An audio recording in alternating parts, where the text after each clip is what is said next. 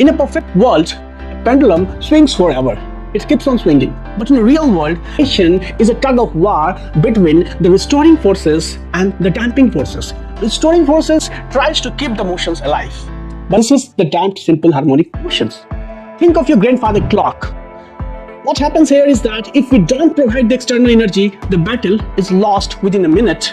The amplitude dies. How do we predict exactly when it stops? Most students of JEE and NEET fails here because they try to memorize the massive displacement equations.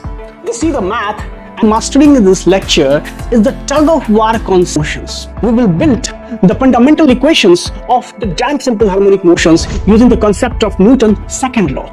We will break down the displacement equations to understand exactly what the exponential decays and the phase component represent. We will find out the conditions for small oscillations of its origin.